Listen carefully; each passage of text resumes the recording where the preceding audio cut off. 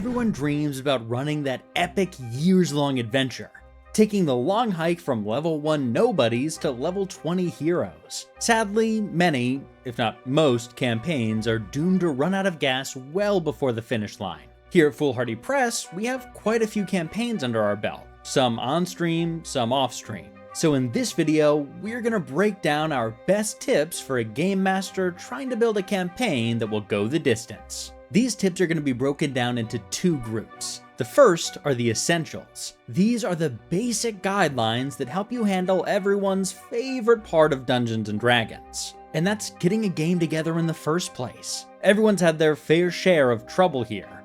But with a little forethought and some proactive planning, we can make getting a game started a lot easier. The fact of the matter is, when you want a strong house, you've got to start with a strong foundation. And the same applies for a strong campaign. Now, these are things you should try to do before the game even starts. The earlier the better, but you can take care of these after the fact in a pinch. Just be sure to bear them in mind the next time you start a new game to maximize their effect. Our main goal here is setting some standards that will encourage the game to keep rolling and hopefully fend off the scheduling conflicts that can slowly kill a campaign.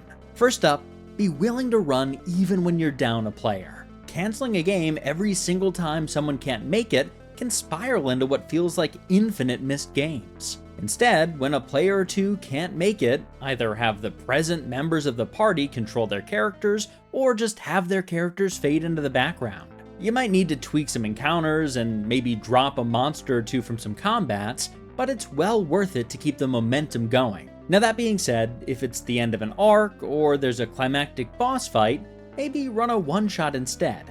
But get together to play regardless, or at the very least hang out. Second, set a day and time that you play and stick to it. This can be every week, every 2 weeks, or once a month. All that matters is setting the time in advance instead of just trying to find a space for it. If everyone knows that game night is every other Wednesday at 6 p.m., then they know not to make plans on those days and are less likely to run into conflicts. You can even go so far as to share a Google Calendar event if you need that extra boost for your players. This way everyone knows when the next game is, and they can even start to chat out plans in advance. Third, choose your party wisely. This is one of the only steps that's hard to do after you've begun. If you're serious about wanting your campaign to go the distance, you should play with people who are consistent and invested. Everyone's got at least one friend that's somehow simultaneously very flaky and really prone to FOMO.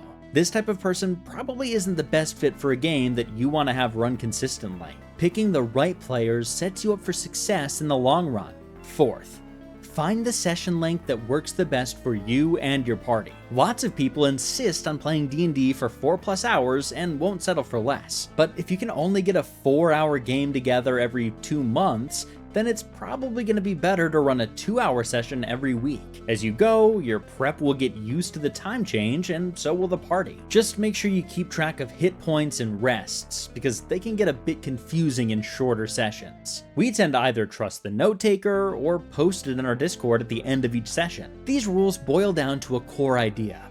You have to make the game a priority. Our best analogy is like a TV show. If you've got a favorite show, you aren't going to schedule anything else on the night that it airs. Instead, you'll have the snacks in advance and an arcane t-shirt on before it even starts. You just have the addition of also being the production company, writer's room, and props department. So just make sure that the paper handout that's soaking in coffee grounds is ready to go before the session starts. These essentials help make sure that you play consistently, and that's half of the battle for most tables that we've played at. When you randomly meet every few months, it's pretty hard to follow the action and stay invested as a DM or as a player. Soon enough, names get mixed up, magic items get forgotten, and whole plot lines drop off the face of the earth. So plan ahead for your games, play even if someone misses, and find the timing that works for you and your party.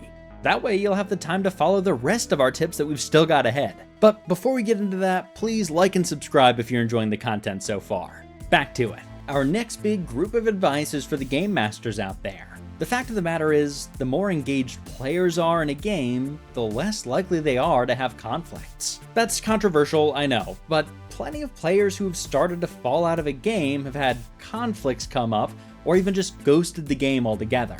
Now, sometimes there's nothing you or they can do about that, but in a lot of cases, there is. The most important thing you can do as a DM is keep your players invested, and sometimes that can be an uphill battle. This is definitely not an exact science, and every player wants something different. But after a couple of campaigns and a few different systems, we have our go-to advice. This is obviously not one size fits all, but give them a try and see if it doesn't help you get your players more invested. First up, follow your players' fun. If some odd element or character in a quest has captivated the hearts and minds of your players, go with it. Some examples in our home games include the party becoming obsessed with turning a miller named Lenord into a great hero, and refusing to go to any horsemaster other than a friendly but strange man named Igor. When the players queue up something that brings them joy, take it as free advice. Running with something fun for the players in the moment can be a bit nerve-wracking when considering what it might mean for the rest of the campaign. But after the session ends, you can take the time to tie things together for the next game night. Second, tie in backstories. Now, this is absolutely player dependent. For some, it can be too much spotlight, but for most, it's a phenomenal way to get them excited and bought into your campaign. Our bonus tip is, if you've already prepped a good chunk of your NPC cast, swap someone out. In our game of Curse of Strahd, Isaac, the murderous servant of the Burgomaster, turned into one of our character's long-lost brothers, misguided by terrible magic, and instead in need of some rescuing and probably a bit of therapy. You can even dedicate a full arc to handling a personal quest if your campaign has the room for it. You'll find that many arcs can be slightly adjusted in published modules to fit your players' backstories. And if they can't, don't be afraid to add them in yourself. Third, plan ahead enough to tell a compelling story, but don't be too precious. We've all been guilty of getting a scene in our heads and wanting to shoehorn it into a game.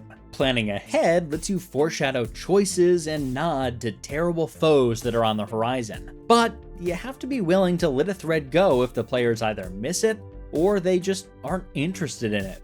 In a real pinch, you can even pause a game and ask for 15 or 20 minutes to get your notes straight and shift plans. Then, once the session's over, you can make some larger changes. Fourth, go to new places and meet new foes. Variety's the spice of life, and TTRPGs are no exception, especially D&D. As your party deal with threats, make sure that each location feels meaningful. Describe the nature and architecture of new locations. Make sure traps and threats feel meaningfully different. Also, make sure they meet new foes who matter.